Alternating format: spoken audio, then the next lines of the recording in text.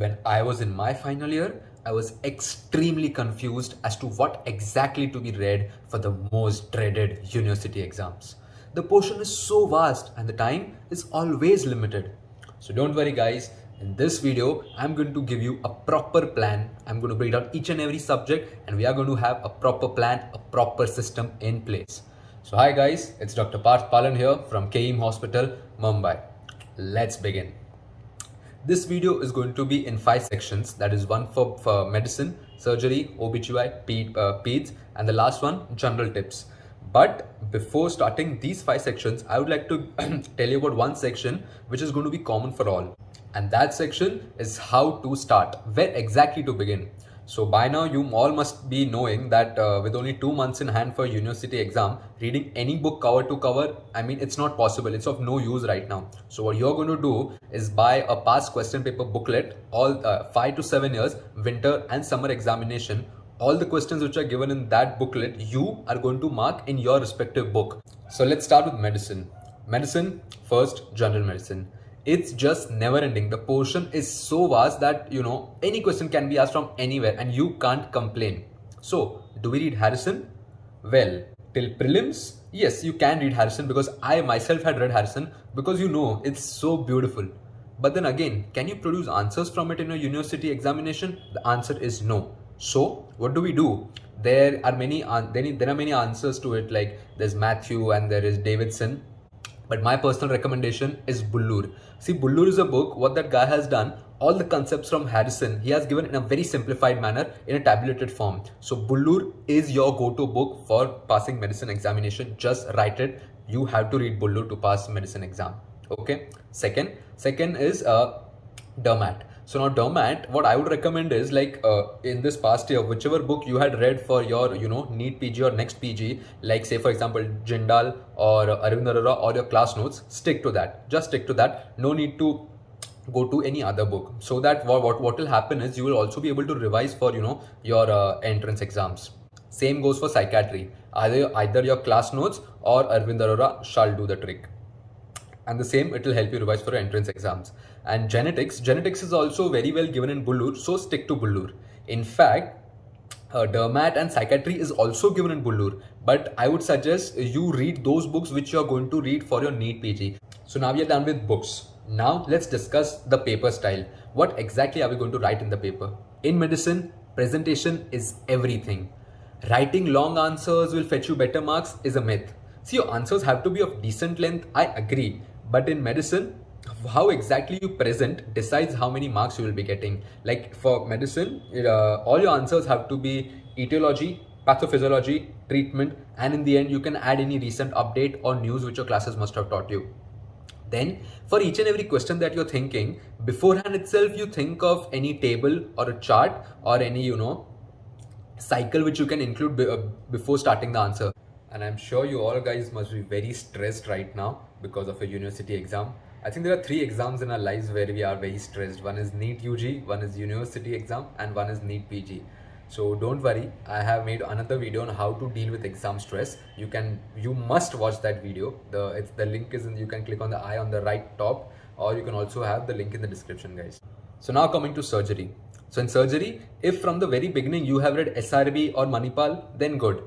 But if you have read Bailey like I had, after prelims, it's time to shift to SRB or Manipal. See, because just like Harrison, Bailey is very beautiful. But can you produce answers from that? No. So shift to SRB right now. Next is ortho. Oh, what a beautiful subject which you always keep for the end. So Maheshwari, what I felt is a little too vast. So what you can do is either refer your class notes or Arvind Arora. Same strategy, because these notes will also help you for your NEET examination. Next, anesthesia. SRB has literally, I think, 5 to 6 pages of anesthesia. You can refer to that. Or similarly, I mean, if you have any doubts, you can always refer to Arvind Arora. Arvind Arora has basically one book for SARP. So S for skin, A for anesthesia, R for radio, P for psychiatry. So that book you can refer. So now we have discussed the books. Now coming to what exactly to be written in the paper. So consider your surgery exam to be your anatomy exam. What did you do in your anatomy exam to get better marks? You drew diagrams. Yes, in surgery also, you have to make it a point that before any answer, you draw diagrams. See, in subjective exams, nobody cares what you exactly write. You can always, you have to catch the examiner's attention by doing something before you start writing. Now coming to the third subject, OBGY, one of the most systematic subjects, because here there is no different book to be read for university exam. What you have been reading for the whole year, that itself is going to be useful for your exam. So there can be three study materials. One could have been either your Datta and Shaw, second could be your class notes, third could be your Sakshi Arora book. All three agreed, yes, you can go for university exams, by reading these itself. Now books done, presentation, paper, what exactly to be written. So in OBGY, you must be knowing that the flowcharts, the management flowcharts, like for example, management of pre-eclampsia, management of PPH, etc., are very important. Not only for your university exams, but for your PG as well, for your exam, for your NEET exam also. These flowcharts are going to make your work really easy. So यही समझ के पढ़ लो कि NEET में भी काम आएगा. So coming to the fourth subject, PEDS. So I don't even know if there is any another alternative textbook available for PEDS. So it has to be Ghai, and only Ghai. But time and again, you can always refer to your class notes, because your class notes have, quite a few times they have some better presentation, and in short, they have explained quite a few things. Books are done. So for presentation, it's exactly like medicine. You have your flowcharts and your tables. Say for example, if you have a question on rickets, it's gonna come. This time, long answer rickets is gonna come. So when you have rickets, when you're not able to think of anything, what you do is you write vitamins. Vitamins, fat soluble, water soluble. Fat soluble mein you write A, D, E, K. Then you circle D, and then you write deficiency of this vitamin. That's one of the cause of rickets. So that is how you tell the examiner, or that is how you know how desperate you have to be to draw a table and to fetch good marks. And now coming to the last section of this video, general tips. Point number 1, MCQs. Don't underestimate MCQs, okay? You can't think like, अरे मैं तो NEET के लिए पढ़ाई कर रहा हूँ, मेरे को तो सब MCQs आते हैं. No.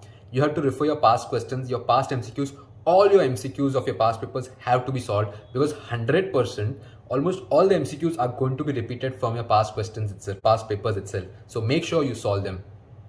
Point number 2, whenever you get your question paper in hand, spend 5 minutes, spend 10 minutes to read all the questions and decide then and there itself which questions you're going to attempt. See, because exam ke beech mein, you will not have the time to think that इसमें मैं ज़्यादा लिख सकता हूँ, या इसमें इसका diagram अच्छा है, या इसका बना पाऊंगा. So in the very beginning itself, it's okay. Don't get scared by seeing around you that they have already started. No. Point number 3, always start with a smaller section first. That is the short answer question. See, because what people do is that they think that long answer khatam ho gaya na, फिर short answer khatam kar denge. No, it's not like that. See, because long answer mein, how much ever you write, it's never gonna be enough. You're never going to get out of marks. So long answer, you can always keep it for the end, and aram se when you have half an hour or 45 minutes, you can always write those 2 to 3 long answers at your own pace. And in short answers, exactly, like you have to write to the point and concise answers. So that is why always short answers before long answers. And now the fourth and the last tip, since they judge our whole knowledge of MBBS in those 3 hours, we also have to be very smart enough to prove to them in those 3 hours itself that we are fit to become doctors, okay? So please don't underestimate all these tactics that I have given. See, pass to tum ho hi jaoge, pass to pakka hi tum ho jaoge. But if you apply these tactics that I have given you, kya pata, you might also get distinction. So all the very best, guys. All the very best for the most dreaded university exams. And I know that you all will pass and you all will become great doctors. And if you have any doubts, please leave it in the comment section below, and I'll try my best to answer them. And please share this video with as many final year students as possible, because I'm sure it's gonna benefit them. And do not forget to subscribe to my channel. All the very best, guys. Kill it!